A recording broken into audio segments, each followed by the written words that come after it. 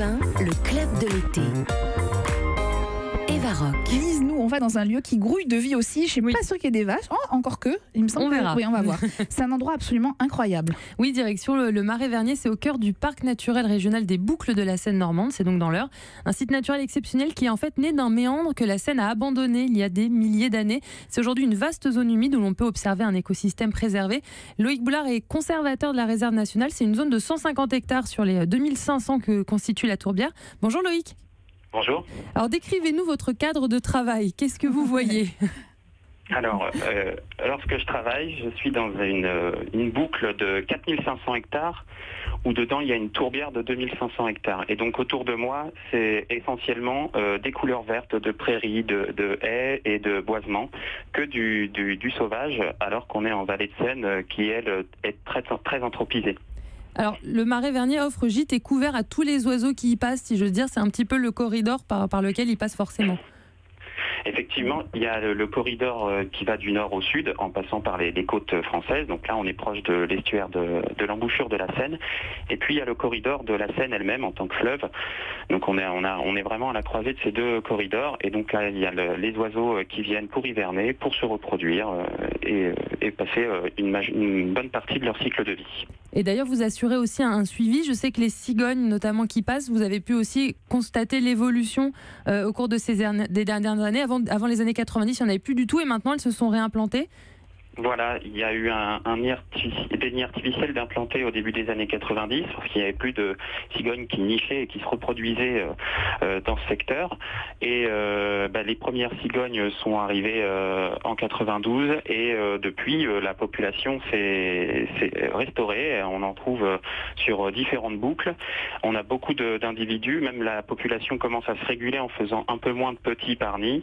Et maintenant, c'est un site privilégié pour les cigognes qui se reproduisent et repartent et migrent ensuite et qui vont du nord jusqu'au sud de l'Espagne et au nord de l'Afrique.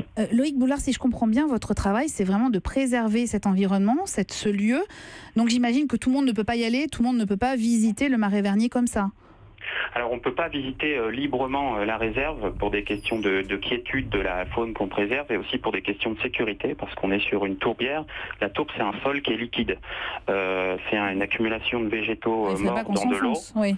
Et donc y aller tout seul, c'est prendre parfois trop de risques. Alors par contre, on essaye d'ouvrir au maximum dès qu'on le peut pour des visites accompagnées. Donc elle est ouverte mais accompagnée, avec de nombreuses visites, notamment là tous les mercredis après-midi de l'été sur la réserve du Marais-Vernier. Il y a une autre particularité qu'on imagine peut-être moins, c'est que vous avez des plantes carnivores. Oui, et comme on est sur une tourbière, oui. D'où le danger à y aller. Aussi. Alors c'est pas ça qui constitue le danger sur la réserve, c'est de toutes petites espèces, mais c'est très particulier et justement très caractéristique des tourbières. Comme les végétaux morts dans l'eau ne se dégradent pas avec l'oxygène, ils peuvent pas former des minéraux, qui est la nourriture des plantes. Alors ces plantes, comme elles poussent, elles ont comme stratégie de pousser ici, elles sont pas en concurrence des autres plantes et elles ont développé une stratégie qui est de se nourrir des petites bêtes, des insectes qui se prennent dans les feuilles ou dans des parties végétales. Alors vous l'avez dit, c'est de la tourbe, aucun engin mécanique ne peut circuler, vous avez donc recours à de la main-d'œuvre animale. Voilà, alors l'activité agricole intensive, elle n'était pas possible sur ce lieu. La qualité de l'herbe n'est pas toujours au rendez-vous et puis surtout c'est dangereux pour des animaux qui n'étaient pas adaptés. Alors on a cherché à introduire des espèces qui, elles, étaient adaptées. On a cherché des animaux qui avaient encore des caractéristiques sauvages et puis qui étaient adaptés à notre climat et au sol mou. Donc on a implanté des vaches Highland Cattle, des vaches écossaises. Ce sont des vaches rousses avec de longs poils et des grandes cornes. Et puis des chevaux camarguais qui avaient fait déjà leur preuve en Camargue pour vivre sur des milieux humides, inondés ou très engorgés en eau. Donc il y a 40 vaches et 30 chevaux qui sont donc là à l'année en semi-liberté pour l'entretien du site. Et c'est donc un énorme laboratoire aussi à ciel ouvert, on l'a dit. Le Marais-Vernier, ce sont 7500 ans de végétaux qu'on peut voir dans un même lieu. Et tout ça est préservé, vous le disiez Loïc, les visites c'est les mercredis après-midi de juillet et août. Il faut s'inscrire sur le site, le départ des visites guidées c'est à 14h. Évidemment c'est en effectif réduit, mais il y a aussi des parcours thématiques sur les espèces menacées. Enfin, c'est vraiment l'idée aussi de faire prendre conscience aux gens qui sont en visite ou de la région que cet écosystème est à préserver. Europe